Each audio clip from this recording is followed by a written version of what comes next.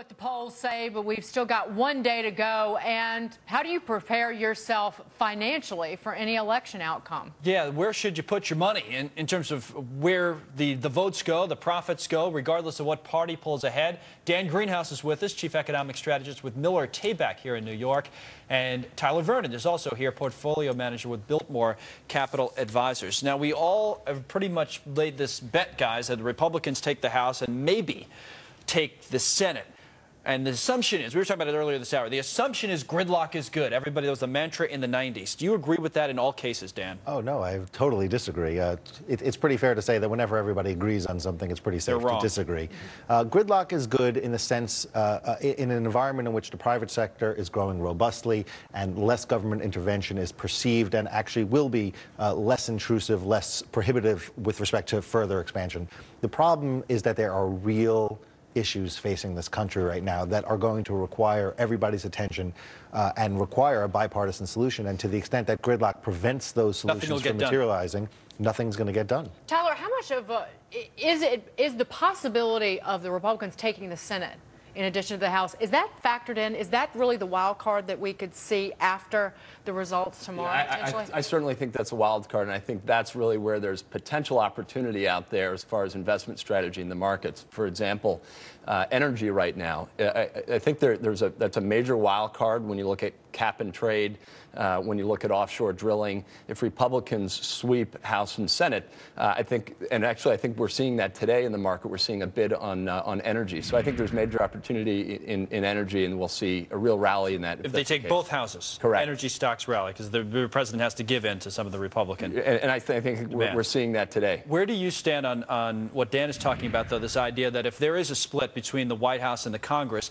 that it's not necessarily great news? I mean, Dan seems to think that, hey, in this environment, when the economy is in rough shape, we need more government. I'm putting words in your mouth, but you can respond in a second. But that seems to be the debate, whether government needs to get out of the way or do we need more government? Well, I agree, actually, with Dan. I think we've disagreed on a lot of things in the past, but I agree that we do. This time, I think, is different when we potentially could see a double dip in housing. With blue dogs potentially being out of the equation, we're going to have a very liberal left and a very conservative right. And so far, we haven't been able to agree. And so I think we do need a lot of support with the economy going forward. So I would agree that in the short term, I think it might be a positive, but in the longer term, as we look forward into 2011, we need some cooperation. We're not going to get that. Well, Dan, but say what you want to say, but then it puts so much more power, it seems like, in the hands of the Federal Reserve, and that's frightening in and of itself. Well, ultimately, that's what happens in a period of time in which we're entering, where fiscal policy, no matter what happens, really is going to turn contractionary. Ben Bernanke finds it nearly impossible to allow monetary policy to turn contractionary as well, the combination of which would be pretty bad for the economy. But in a general sense, I think it's important to take a step back here and remember that what we're talking about here is really relatively minor differences. The incoming Republican Party says they're going to cut $100 billion. That is a rounding error in the amount of federal expenditures that we have. A wise man once said, if you can heal the symptoms but not affect the cause, then you can't heal the symptoms. And the problems with our economy right now go well beyond reducing tax rates or extending the tax. I mean, these are major functional problems with our economy, and the types of things that we're talking about are really just papering over those problems. You think we're getting more of the same?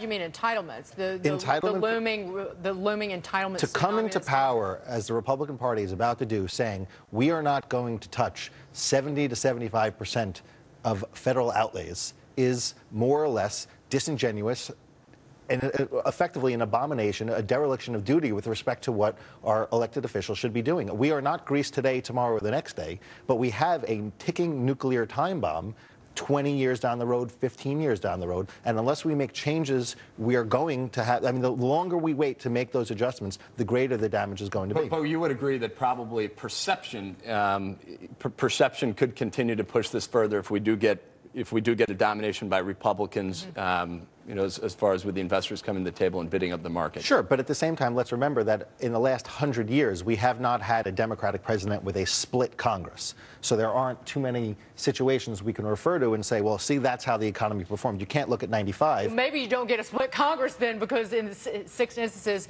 that the House switched since World War II, the Senate's gone along with it. Yeah, that was my original point. The math is very difficult to get to 51 for the Republicans. It's not to be impossible, of course, but right now it stands to be very difficult. Yeah, it'll be fun to watch tomorrow night and for the months to come. Thank you, guys. Dan and Tyler, guys. appreciate you both coming in.